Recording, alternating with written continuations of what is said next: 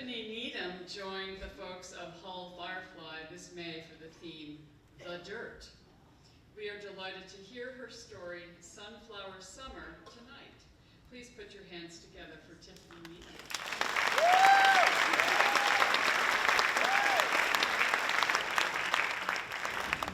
It was the summer of June of 2018. My husband and I bought our home in Rockland, Massachusetts. I had been living in a condo in Quincy for nearly 20 years. This home with a wraparound porch and a yard ready for my garden was a dream come true. It was built in 1878. So in addition to the Victorian character, there were little quirky attributes that had come from iterations of years of lives living there. Like, it was a big house, but it only had 1.5 bathrooms. And that bathroom is the tiniest little bathroom you can ever imagine. But it was ours.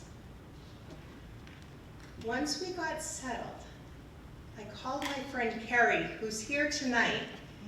She lives nearby, and I said, Carrie, it's sunflower summer.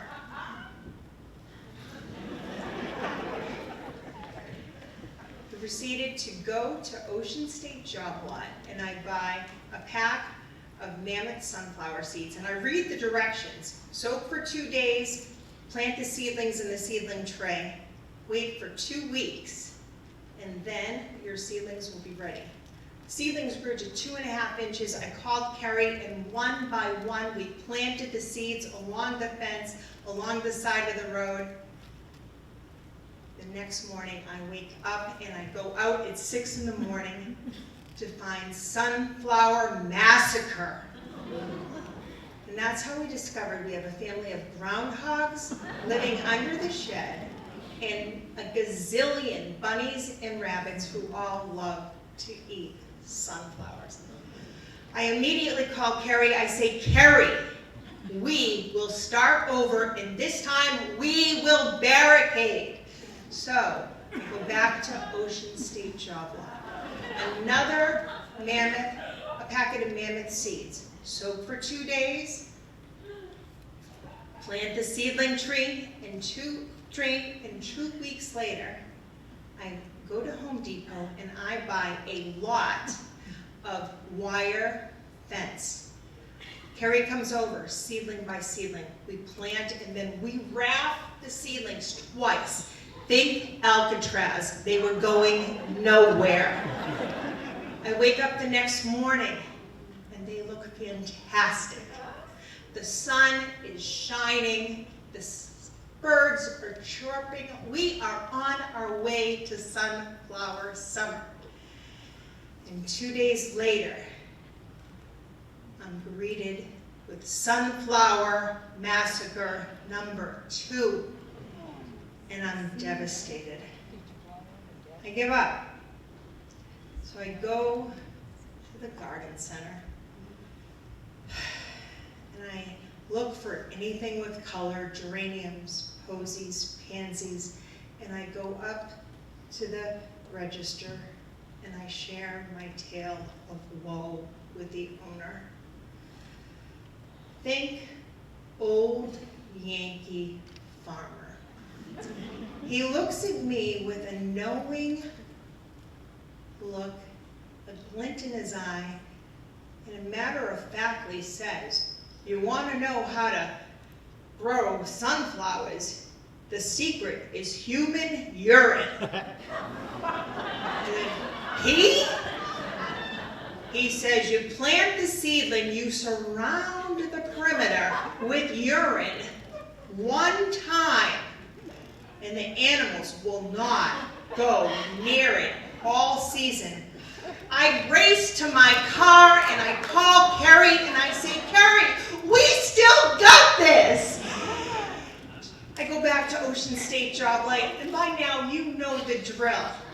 But 2 weeks later, I do not call Carrie. I set my alarm for 5 a.m. stairs because I know my husband and my daughter will not understand the important task I have.